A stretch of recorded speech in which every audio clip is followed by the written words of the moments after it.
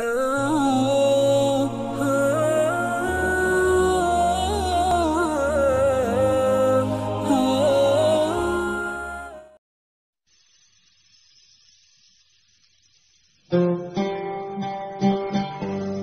Nabi Ibrahim alaihissalam.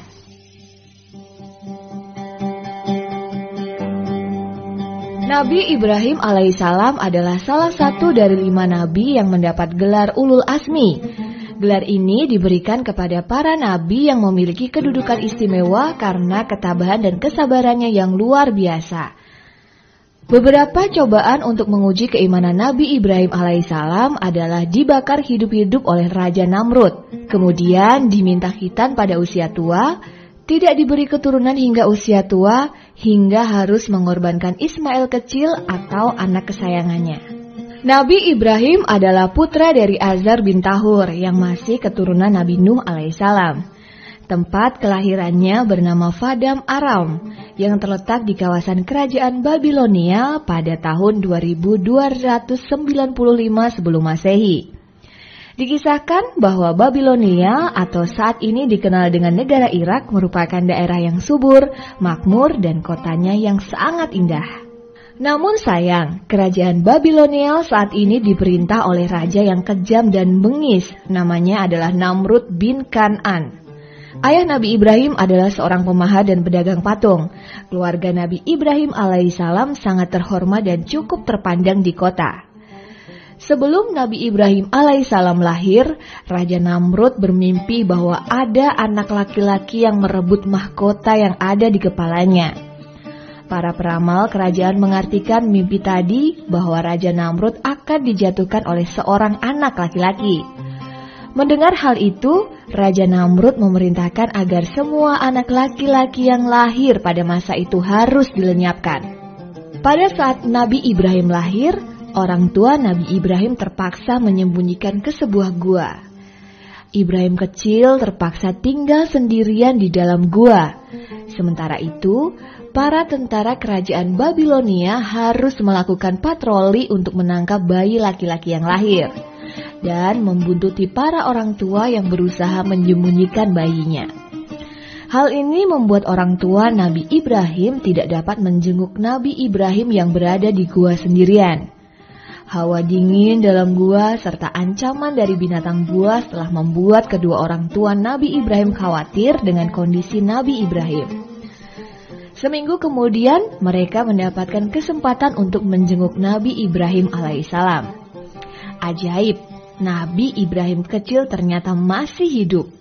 Allah SWT telah memberikan perlindungan dan keistimewaan sehingga jari mungil Ibrahim dapat mengeluarkan madu setiap kali ia hisap.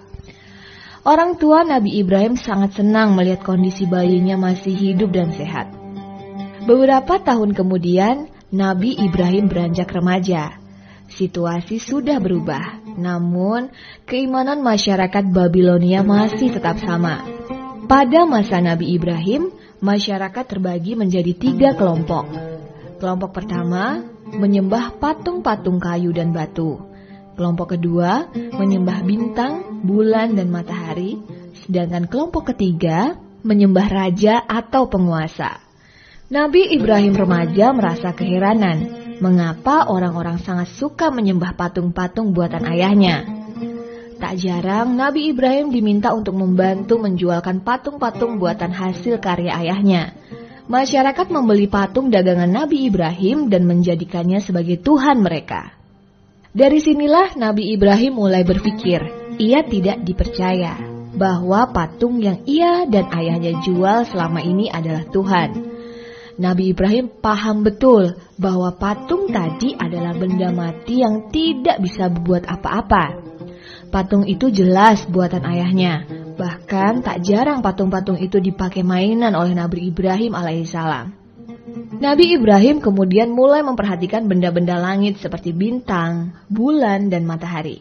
Apakah mungkin mereka Tuhan?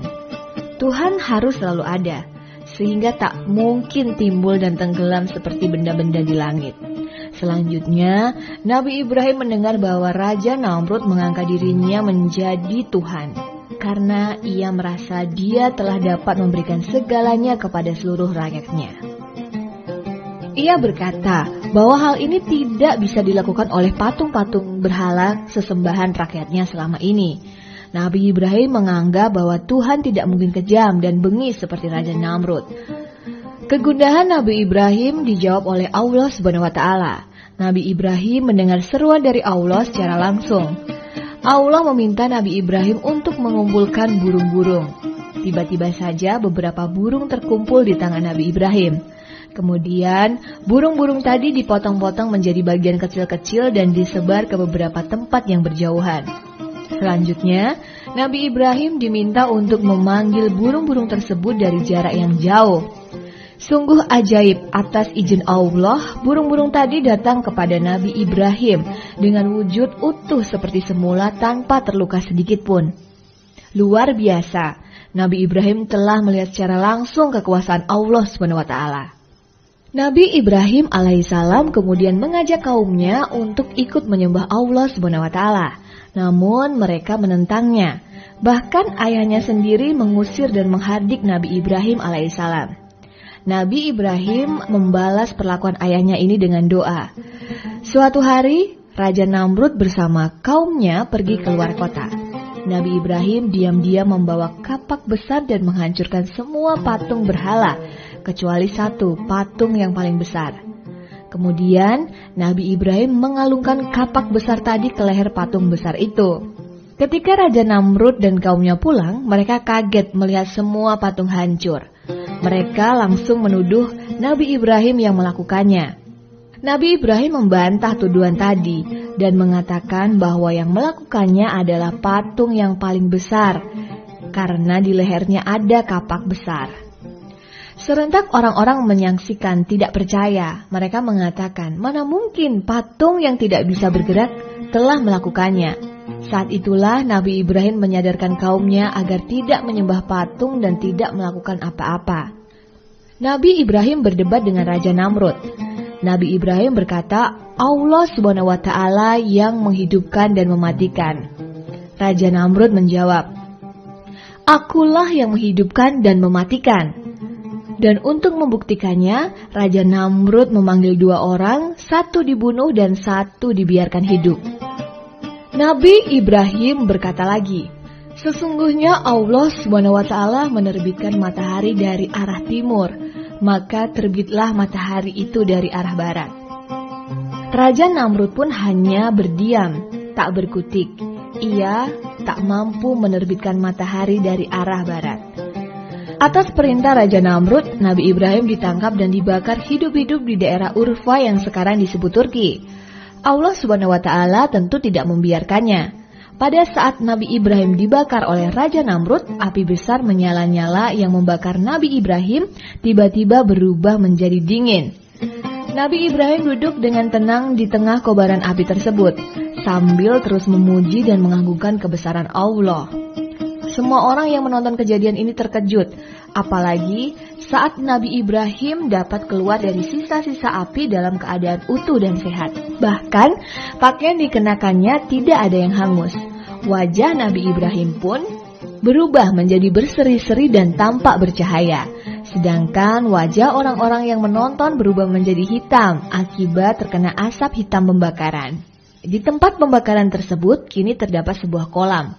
Uniknya, di dalam kolam ini hanya terdapat 1 jenis ikan saja, yaitu jenis ikan gabus berwarna hitam. Tanah kelahiran Nabi Ibrahim berada di sekitar 100 meter dari tempat pembakaran. Di tanah kelahiran itu terdapat 2 masjid, yaitu Masjid Maulid Halil dan Masjid Maulid Halil Baru. Nabi Ibrahim alaihissalam merasa bahwa usahanya mengajak Raja Namrud dan penduduk Babilonia ke jalan Allah telah sia-sia. Ia terus berdoa memohon petunjuk Allah SWT. Suatu hari Allah memerintahkan Nabi Ibrahim agar melakukan hijrah ke Mekah dengan membawa istrinya yaitu Siti Hajar dan Ismail, bayinya yang masih kecil. Mekah adalah tempat yang tandus dan sepi. Siang hari panas dan terik, sedangkan malam gelap dan dingin. Di tempat inilah Allah meminta Nabi Ibrahim agar meninggalkan istri dan anaknya. cobaan ini sangat berat bagi seorang ayah yang baru saja dikaruniai seorang anak laki-laki lucu dan sehat. Apalagi Nabi Ibrahim telah lama menanti-nantikannya. Kisah Siti Hajar dan Ismail ini merupakan awal dari kisah munculnya sumur Zam-Zam di Mekah. Pada kisah Nabi Ismail alaihissalam, nanti kita akan mengetahui ceritanya dengan lebih lengkap. Allah menyuruh Nabi Ibrahim untuk kembali ke Palestina. Beberapa tahun kemudian, Nabi Ibrahim diperkenankan oleh Allah bertemu lagi dengan Ismail dan Siti Hajar di Mekah. Kerinduan yang telah terpendam lama tertumpahkan pada saat itu. Kebahagiaan ayah dan anak ini kembali diuji oleh Allah SWT. Nabi Ibrahim mendapat perintah untuk mengorbankan Ismail kecil untuk Allah SWT. Nabi Ibrahim dengan penuh kegundahan menyampaikan perintah Allah tadi kepada Ismail.